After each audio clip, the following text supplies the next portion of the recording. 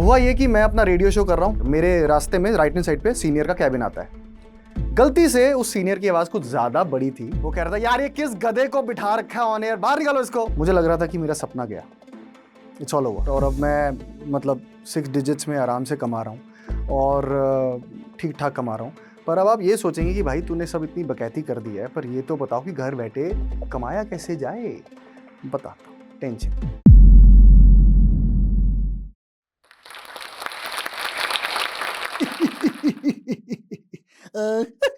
अच्छा है, अच्छा है। आगे सबके सब तमाशा देखने। हाँ, अभी जो स्टॉक सुनोगे, इसकी बातें सुनोगे, कमेंट में खिकी करोगे, खाना खाओगे, सो जाओगे। हाँ, पर एक बात याद रखना, ये आज ये बताएगा कि 10,000 से लेके कैसे लाखों रुपए कमा सकते हैं, क्योंकि भगवान का दिया सब कुछ है इसके पास। हाँ, तो कुर्सी की बेटी बांध लो और सुनो इसकी जोश तक, पूरा एंड तक देखना है। कलम वाली भाई सब्सक्राइब कर दे, पूरा एंड तक देखेगी। कंट्रोल उदय, कंट्रोल। अरे डरो मत यार, कमेंट्स में गालियां मत लिखना।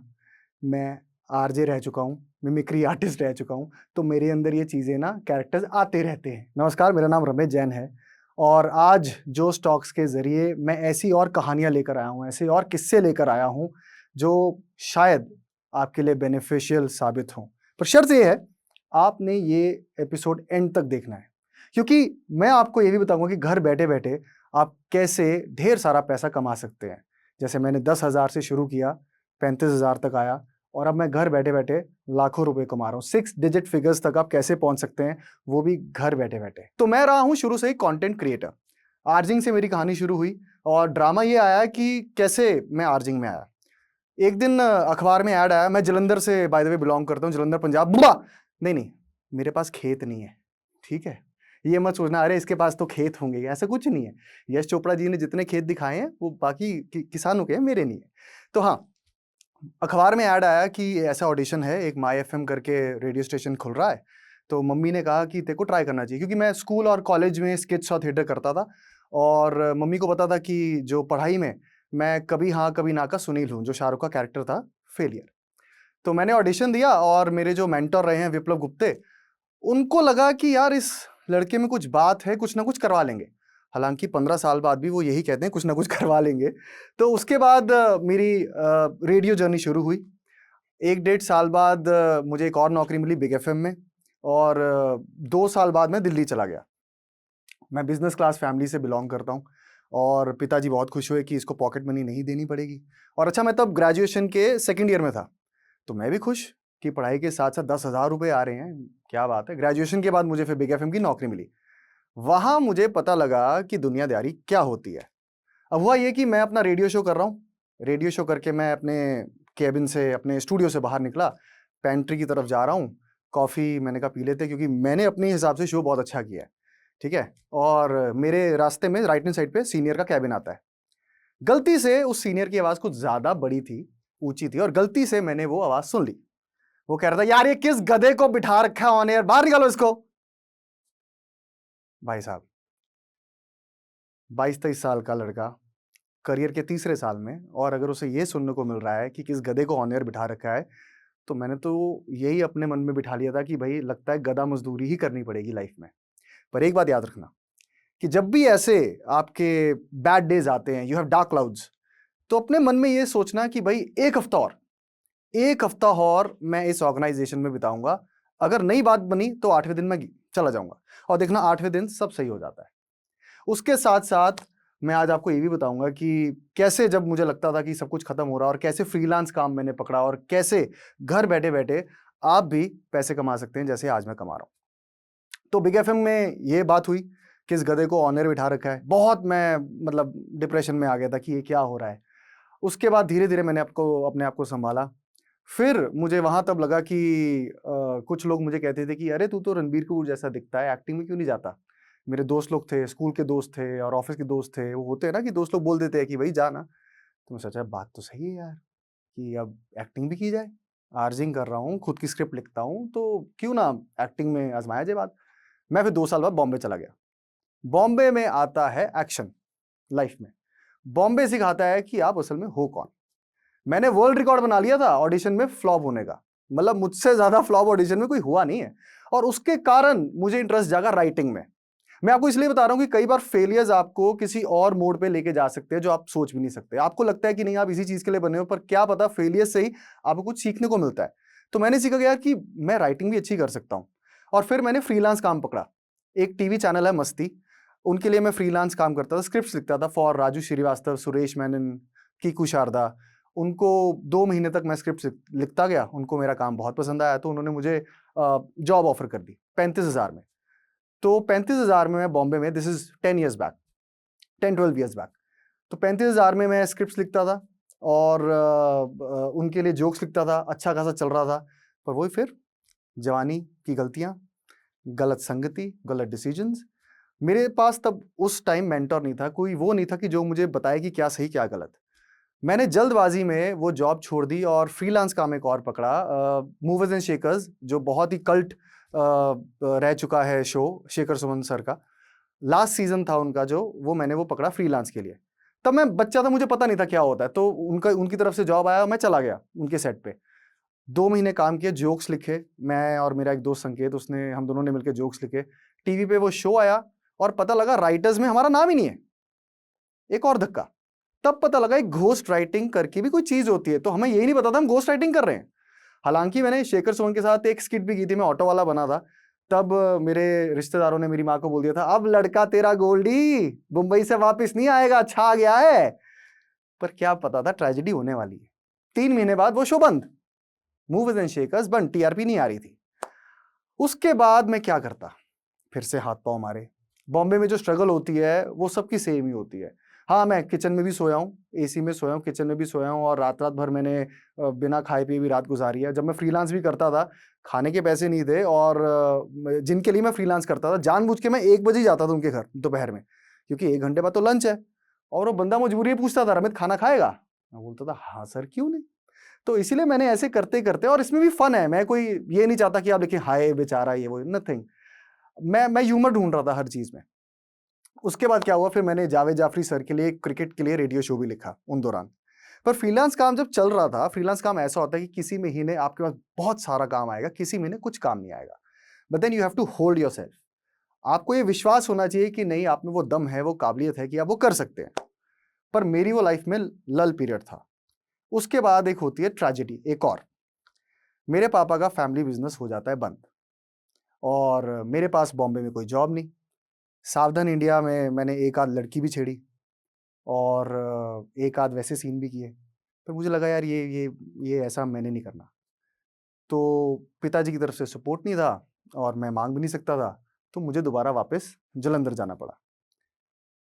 मैं बता सकता हूँ आपको कि गरीब रथ तब चलती थी, चेयर कार में 600 रुपए की टिकट थी, क्योंकि पैसे कम थे। मैं वो चेयर कार में बैठा, जब मैं वो बॉम्बे छोड़ रहा था और अपने घर जा रहा था, मुझे लग रहा था कि मेरा सपना गया, इट्स ऑल ओवर। मुझे लगता था कि अब मैं वापस कभी नहीं आऊँगा। पर यही, आपने ये गलती नहीं करनी, क्योंकि सपना आपको अपना प्रोटेक्ट करके रखना है। जब तक आप अपना सपना प्रोटेक्ट करोगे, तब तक आप उस राह में चलते जाओगे। मैं जलंधर पहुंचा, कुछ महीने वहाँ अनएम्प्लॉयड रहा। फिर मुझे फिर से मौका मिला रेडियो में, रेडियो सिटी में एज प्रोग्रामिंग हेड। जलंधर में मैंने फिर से काम शुरू किया, फिर से अपने आप को संभाला, नहीं हो सकता है, ऐसा कुछ नहीं है, this always a new start, restart करो, रिफ्रेश हो जाओ। 2 साल बाद मैं फिर से दिल्ली आया, रेडियो सिटी में एज नेशनल क्रिएटिव प्रोड्यूसर, और तब से लेके अब तक मैं दिल्ली में ही हूँ। इट्स बिन 10 ईयर्स मैं दिल्ली में हूँ। रेडियो सिटी के बाद एक और कहानी में ट्विस्ट आता है। मुझे ये लगा कि यार मीडिया लाइन मेरे लिए बनी नहीं है। ये ऐसा मुझे लगा 10 साल बिताने के बाद। मेरे को लगा कि अपना बिजनेस करना चाहिए, जैसे मेरे पापा करते थे, जैसे सब करते थे। पंजाब में सब बिजनेस फैमिलीज, बिजनेस कल्चर होता है। तो मैंने अपने कजन की शू मैन्युफैक्चरिंग फैक्ट्री ज्वाइन की दिल्ली में। भाई साहब, पैसा कमाना बहुत मुश्किल है, बिजनेस में स्पेशली बहुत मुश्किल है। और मैं फिर से बिजनेस में ऐसा था जैसे कभी हाँ कभी ना का सुनील, ऊपर से सब निकल रहा था। 1 साल बाद मुझे पता लगा, नहीं, मैं तो मीडिया के लिए ही बना हूं, कंटेंट क्रिएशन के लिए ही बना हूं मैं। और फिर लकीली मुझे जी न्यूज में एक डिजिटल वर्टिकल है जी स्विच, वहां से जॉब ऑफर हुई, all thanks to Meenakshi Sharma and Chayan Rastogi. वहां मैं सीनियर मल्टीमीडिया प्रोड्यूसर रहा, और हम सब ने मिलके आईपीज क्रिएट की, बहुत सारे शोज अच्छे अच्छे क्रिएट किए। और अभी एक इंटरव्यू भी वायरल हुआ था योगराज सिंह का, उनके साथ मैंने इंटरव्यू किया था, और वो सब मीडिया हाउसेज ने पिक किया था। तो कुल मिला के मैं यही कहना चाहता हूँ कि 15 साल के इस करियर में मैंने रेडियो, टीवी, डिजिटल इन सब का घाट-घाट का पानी पिया है। और अब जो है लेटेस्ट डेवलपमेंट ये है कि मेरी जो लेटेस्ट जॉब है वो है एक कंटेंट लीड की, एक ऑडियो फिक्शन स्टोरी ऐप आ रही है, नाम डिस्क्लोज़ नहीं अभी कर पाऊँगा। तो उनके लिए मैं कहानियाँ जनरेट कर रहा हूँ अपने सेट ऑफ राइटर्स के साथ और ये वर्क फ्रॉम होम है। अब आप सोचोगे कि कॉर्पोरेट सेक्टर से, कॉर्पोरेट सेटअप से वर्क फ्रॉम होम, वो भी 15 साल बाद, ऐसा क्यों? सिंपल, पैसा ज़्यादा आ रहा है। भाई जहाँ से पैसा आ रहा है, आपको वही करना चाहिए। एंड माइंड यू, आपको जहाँ से भी पैसा आए, आज के टाइम में आपको मल्टीटास्किंग करनी पड़ेगी। मैं ये भी जॉब कर रहा हूँ, मैं फ्रीलांस भी कर रहा हूँ, मैं एमजी जो मॉरिस गैराज है उनके लिए ऐड भी मैंने शूट की है। वो लोग कहते हैं कि 2 नाव में सवार नहीं होना चाहिए, गलत है, सब बकवास है। आज के टाइम पे 2 नाव में ही सवार होना पड़ेगा। अगर एक नाव डूब जाती है, तो एटलीस्ट दूसरी तो है बचाने के लिए। तो आपको 2 नाव में होना ही पड़ेगा, आज का टाइम मल्टीटास्किंग का ही है। पर अब आप ये सोचेंगे कि भाई तूने सब इतनी बकैती कर दी है, पर ये तो बताओ कि घर बैठे कमाया कैसे जाए? बताता हूँ, टेंशन। देखिए, सबसे पहले तो आपको किसी के पास जाने की ज़रूरत नहीं है। आपके पास अपनी जेब में आपका फ्यूचर पड़ा है, वो है आपका फ़ोन। आप फ़ोन उठाइए, कैमरा ऑन कीजिए और जो आपको अच्छा लगता है वो कीजिए। फॉर एग्ज़ाम्पल अगर आपको कुकिंग वीडियोज़ बनाना बहुत अच्छा लगता है, आप कुकिंग वीडियोज़ बना सकते हैं और किसी को कॉपी करने की कोई ज़रूरत नहीं है। आप ओरिजिनल ही स्टार हैं, अपने में एक स्टार हैं। और अगर आप किसी गाँव में रहते हैं या किसी और शहर में रहते हैं जो इतना डेवलप नहीं है, ठीक है? आजकल तो यही चल रहा है, हमने इतनी सारी फ़िल्में देखी हैं जिसमें हमें इतने सारे गाँव के बारे में पता लगा है। गाय-भैंसों की वीडियो भी नहाते हुए डाल दोगे ना, भाई साहब इतने व्यूज़ आएँगे, इतनी वाह-वाही आपको मिलेगी क्योंकि हम लोग तरस जाते हैं। हम अपना पुराना इंडिया खो चुके हैं कहीं न कहीं। तो आप अपने गाँव के ज़रिए वो पुराना भारत जो है, उसको वापस ज़िंदा कर सकते हैं। अगर आपको लगता है कि आप डांस वीडियोज़ बना सकते हैं, अगर आपको लगता है कि आप अच्छे डांसर हैं, तो आप डांस वीडियोज़ बनाइए। ये मत सोचिए कि ट्रोलिंग होगी, ये मत सोचिए कि लोग क्या बोलेंगे। आपको अच्छा लग रहा है, डू इट फॉर योरसेल्फ। आप डाल दीजिए, कंसिस्टेंट रहिए, देखी जाएगी जो होगा। डरना बिल्कुल नहीं। तो इन सब चीज़ों के लिए आपको थोड़े से पैसे खर्च करने पड़ेंगे, थोड़े से बस, 299 एक बड़ा सस्ता सा पैक आता है, आप वो डलवाइए और आपको पता नहीं लगेगा 299 से आप कब 6 डिजिट में पहुंच जाएंगे, कब वायरल हो गया आपको पता नहीं लगेगा। इंटरनेट पैक अपना एकदम भरपूर फुल 100% चार्ज में रखिए, क्योंकि आपको नहीं पता, अगर आप कपड़े सीते हैं, जूते सीते हैं, अगर आपको लग रहा है कि आप सिर्फ क्रिकेट की वीडियोस बनाना चाहते हो, क्रिकेट मतलब क्रिकेट में आप नील बट्टे सन्नाटा हो, तब भी बनाइए। ट्राई तो कर रहे हैं ना एटलीस्ट आपको ट्राई करते रहना है। अब ये तो रही वीडियो की बात। अब जिन लड़कों को या लड़कियों को राइटिंग का शौक है, आपको लगता है कि नहीं आप बहुत अच्छा लिखते हैं या आपको लिखना अच्छा लगता है, उनके लिए वेबसाइट्स हैं, गुरु है, अप मार्केट है, फाइवर है। आप वहाँ जाके एक्सप्लोर कीजिए, आपके पास एवेन्यूज़ खुल जाएँगे। आप घर बैठे-बैठे अपनी जॉब करते-करते इनफैक्ट अपनी जॉब करते-करते चाहे आप किसी कॉर्पोरेट सेक्टर में हो पर आपको लगता है ना रात को आके मुझे बहुत अच्छा लगता है लिखना, तो आप वो भी कर सकते हैं। और अगर आप और कहानियों के शौकीन हैं, तो मैं हूँ ना। ऑरेंज ग्लोबल स्टोरीज गूगल पे सर्च कीजिए, मुझे ढूँढिए और मेरे को बोल दीजिए कि रमित मुझे तुम्हारे साथ कहानी बनानी है, तो मिलके कहानी बनाते हैं, उसमें क्या है? हम भी एक कहानी का हिस्सा हैं जैसे मैंने आपको बोला था, तो आप भी उस कहानी में दूसरे लोगों तक कहानी पहुँचाइए, सपने बेचिए। अब आते हैं तीसरे पॉइंट पे। आपको लगता है कि आप तरह-तरह की आवाज़ें निकाल सकते हैं। मिमिक्री के अलावा भी आप कैरेक्टर्स कर सकते हैं क्योंकि हम देखते हैं ना छोटे होते हैं अपने भाई-बहनों के साथ कानों में आके अजीब-सी आवाज़ें निकालते थे या किसी रेहड़ी वाले की नकल करते थे, सब्जी वाले की नकल करते थे। आजकल इसी के पैसे हैं भाई साहब और इसके लिए महँगे माइक्स की ज़रूरत भी नहीं है। आपको सिर्फ़ अपना फ़ोन ऑन करना है, फ़ोन में डॉल्बी एटमॉस ऐप करके वो ऐप डाउनलोड करनी है, वो नॉइज़ कैंसलेशन कर देती है और ऐसी आवाज़ बना देगी कि आपको लगेगा कि आपने एक साउंड प्रूफ स्टूडियो में ही आवाज़ रिकॉर्ड की है। और अगर आप ये करते हैं तो घर बैठे-बैठे आप हर रोज़ मिनिमम ₹1000 कमा सकते हैं। तो आप ये सोचिए कि फ़ोन के ज़रिए और एक 299 के पैक के ज़रिए आप हर रोज़ 1000 कमा सकते हैं और वो भी अपनी आवाज़ के दम पे। वो लता दीदी कह गई है ना मेरी आवाज़ ही मेरी पहचान है, तो वो आपकी पहचान बन सकती है। और अगर बाई चांस आपको लगता है कि नहीं यार, मेरे मेरे से होता नहीं है यार, मैं ये हूँ ही नहीं, मेरे अंदर वो टैलेंट ही नहीं है, तो उसके लिए जोश टॉक्स है ना। आप जोश टॉक के जितने भी वीडियोज़ देखेंगे, आपके अंदर मोटिवेशन ना एकदम ऐसे भर जाएगी, खून दौड़ेगा। आपका मन करेगा नहीं, नहीं अब मैं भी कर सकूँ। जैसे मैं जब भी मेरे को होता है कि मैं डीमोटिवेट हो रहा हूँ, मैं आरजे आशीष का जो स्टॉक देखता हूँ, आरजे गिन्नी का जो स्टॉक देखता हूँ। फिर कई बार मुझे लगता है कि यार मैं कब ऐसा अपना रूरल इंडिया दिखा पाऊँगा। तो मैंने शिवानी कुमारी का जो स्टॉक देखा कि कैसे वो गाँव के ज़रिए उन्होंने गाँव को पूरे इंडिया में एक और अलग-अलग पहचान दी। तो आप ये कर सकते हैं। लेज़ीनेस की कोई जगह ही नहीं है, गुंजाइश ही नहीं है। आप घर बैठे सोफ़े पे आपको लग रहा है कुछ नहीं कर पाओगे, आपको ये नहीं पता कि आप फ़ोन के ज़रिए क्या कुछ कर सकते हैं, दुनिया हिला सकते हैं आप। तो ये सब आपके एक उँगली पे है, वन टच अवे। अब आते हैं चौथे पॉइंट पे। बहुत से हमारे युवा और युवतियाँ हैं जो पढ़ाई में होनहार हैं, कॉलेज जा रहे हैं, पर साथ-साथ वो कुछ कमाई भी करना चाहते हैं, घर में कंट्रीब्यूशन भी करना चाहते हैं। तो आप घर बैठे-बैठे ट्यूशन्स दे सकते हैं। स्कूल में तो हम सबने पढ़ाई की है। अगर आप स्कूल में होशियार थे, वेल एंड गुड। नालायक हो, फिर मत करना यार, ठीक है? हमारे देश के बच्चों को ऐसे मत करना। अगर आपको लगता है कि आप ट्यूशन दे सकते हैं, फर्स्ट से लेके 10th तक भी अगर आप बच्चों को ट्यूशन देते हैं, तो आप घर बैठे-बैठे मिनिमम 20 से 22,000 रुपए कमा सकते हैं और वो भी आप खुद कॉलेज जाते हुए या खुद कोई और जॉब करते हुए। अब ये देखिए कि आप अपना टैलेंट जो है, अपना एक्सपीरियंस जो है, आज बच्चों को शेयर करेंगे, तो कल बच्चे देश का नाम रोशन करेंगे। तो इनडायरेक्टली आपने ही देश के कंट्रीब्यूशन में, देश की तरक्की में अपना कंट्रीब्यूशन दे दिया। और अगर आप ऑनलाइन इन चीज़ों के बारे में सर्च करना चाहते हैं, तो मैं 3 वेबसाइट बताता हूँ। एक है गुरु, फिर है अपमार्केट और एक है फाइवर।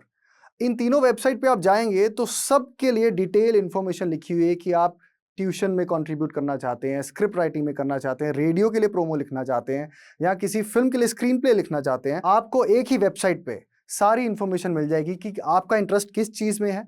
आप उस चीज़ में अपने आप को अप्लाई कर सकते हैं और फिर बाद में ये प्रोसेस एक शुरू होता है, फ़ॉर्मेलिटी होती है, उसके बाद आपको काम मिलना शुरू हो जाएगा। लास्ट और 5वां पॉइंट, अगर आप ये सब नहीं करना चाहते, पर आपकी टाइपिंग स्पीड अच्छी है, आप ट्रांसलेट अच्छा कर सकते हो, तो आप ये भी कर सकते हो और उन्हीं वेबसाइट पे जाके फाइवर, गुरु, अपमार्केट पे जाके टाइपिंग वर्क पकड़ सकते हो और इससे भी अच्छा खासा पैसा कमा सकते हो। मतलब आप ये सोचिए, आपको सिर्फ टाइप करना है दिन भर, ट्रांसलेशन करनी है। वो ट्रांसलेशन के ज़रिए आप घर बैठे-बैठे पैसा कमा सकते हो, आपको खर्चा बचेगा। आप ये देखिए, घर बैठे-बैठे कितने फ़ायदे हैं। ऑफ़िस नहीं जाना, पेट्रोल नहीं आपका खर्चा होगा, नए कपड़े नहीं पहनने पड़ेंगे, ठीक है? आने-जाने का दिक्कत नहीं, ट्रैफ़िक में फँसने की झंझट नहीं। घर बैठे-बैठे शांत, एकदम शांत माहौल में आप ये सब चीज़ें कर सकते हैं और अगर आप वीडियो एडिटर हैं, अगर आपको लगता है कि आप रील्स बहुत अच्छी एडिट कर सकते हैं, तो आपके लिए भी बहुत सारे एवेन्यूज़ हैं। आजकल तो फ़िल्में आईफ़ोन से बन जाती हैं। घर बैठे-बैठे लोगों ने फ़िल्में बनाई हैं। तो आप भी ये कर सकते हैं। वीडियो एडिटर्स के लिए भी बहुत बड़ा स्कोप है। तो कुल मिला के मैं ये कहना चाहता हूँ कि अगर आपके पास कोई ऑफ़िस जॉब नहीं है, तो आप ये मत सोचिए कि आप लाइफ़ में पीछे हो गए हैं। बहुत से लोग घर बैठे उतना कमा रहे हैं जितना ऑफ़िस वाले नहीं कमा पाते।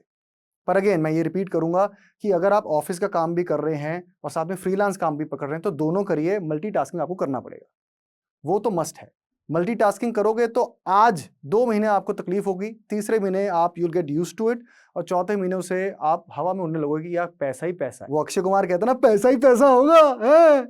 तो बस यही आपकी लाइफ में होने वाला है। बस 3 महीने की मेहनत है, 3 महीने की कंसिस्टेंसी है और फिर देखिए आप अपनी कहानी के हीरो होंगे।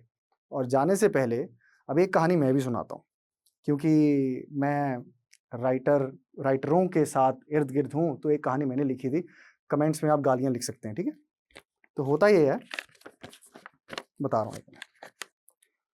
एक बार एक गरीब लड़का होता है मेरी तरह, ठीक है? 1 मिनट। हाँ, एक गरीब लड़का होता है मेरी तरह, बनियान और निक्कर में एक जंगल से जा रहा होता है, अकेला, लाइफ में और कोई नहीं है। उसको एक जंगल में एक टोपी मिलती है। वो बोलता है, यार मैं इस टोपी का क्या करूं? वो कुछ देर टोपी को सर पे पहन लेता है, घूमता है, टहलता है, फिर सोचता है यार क्यों ना शहर जाके ये टोपी बेच दूं। शहर जाके टोपी बेचता है, कुछ पैसे आते हैं, भूख लगी होती है उसको भयंकर, कुछ पैसों का वो खाना खाता है और कुछ पैसे बचा लेता है, मेरी तरह सेविंग्स। जो पैसे बचाता है उससे और वो छोटी छोटी टोपियां खरीद लेता है। उसे लगता है यार क्यों ना ये बिजनेस शुरू किया जाए यार छोटी छोटी टोपियों का। वो छोटी छोटी टोपियों का बिजनेस शुरू करता है, मेहनत करता है, दिन रात कड़ी मेहनत करता है, सोता नहीं है, खाता नहीं है, बस टोपियां बनानी है, टोपियां पहनानी है। ये सब करते करते इतना अमीर हो जाता है कि एक दिन खुद की शिप खरीद लेता है। अब बंदा जब टॉप पे पहुंच जाता है तो ओवर कॉन्फिडेंट कि मैं ही राजा हूं, तो एक दिन अकेला ही अपनी शिप से निकल लेता है, खुद ही चलाऊंगा जी, खुद ही करूंगा सब सफर। और करता क्या है कि दो तीन घूंट पी लेता है और उसे नींद आ जाती है और उसे ये सिग्नल नहीं मिलता कि तूफान आ गया है। भयंकर तूफान आ जाता है, भयंकर। एक साइड शिप की यहां से टूटती है, एक साइड शिप की यहां से टूटती है, और यहां पे इस तरफ जिंदगी भर की कमाई होती है, जो उसने जितना भी कमाया है उसने इसी शिप में लॉक किया होता है, वो टूट जाता है। शिप डूब जाती है, ये हमारा बंदा तैरता तैरता डूबते डूबते किनारे पे पहुंचता है, और जब उसे होश आता है तो लेडीज एंड जेंटलमैन उसके बाद सिर्फ ये फटी बनियान रह जाती है। तो मॉरल ऑफ द स्टोरी, पैसा जब कमाओगे ग्राउंड पे रहना, ठीक है, ओवर कॉन्फिडेंट नहीं होना। और जाते जाते मैं जोश टॉक्स का बहुत बहुत धन्यवाद कहता हूँ कि उन्होंने मुझे इस काबिल समझा कि मैं अपना एक्सपीरियंस आप लोगों तक शेयर करूँ। मैं बहुत टाइम से जोश टॉक्स फॉलो करता हूँ। मैं खुद जब डिप्रेस्ड होता हूँ तो मैं खुद इनके वीडियोस देखता हूँ। अब शायद आने वाले टाइम में मैं अपना वीडियो देख के ही मोटिवेट हो जाऊँगा। So thank you so much once again Josh talks और पूरी टीम के लिए। बहुत मज़ा आया आपके साथ, बहुत प्यार मिला है, और इसी तरह उम्मीद करता हूँ कि आगे जाके आप और भी ऐसा कंटेंट लेकर आएंगे जिससे मेरे साथ साथ और भी लोगों को आप मोटिवेट करें और भी लोगों को आप ऐसे ही हंसाते रहें, मुस्कुराते रहें और एंटरटेन करते रहें। Thank you.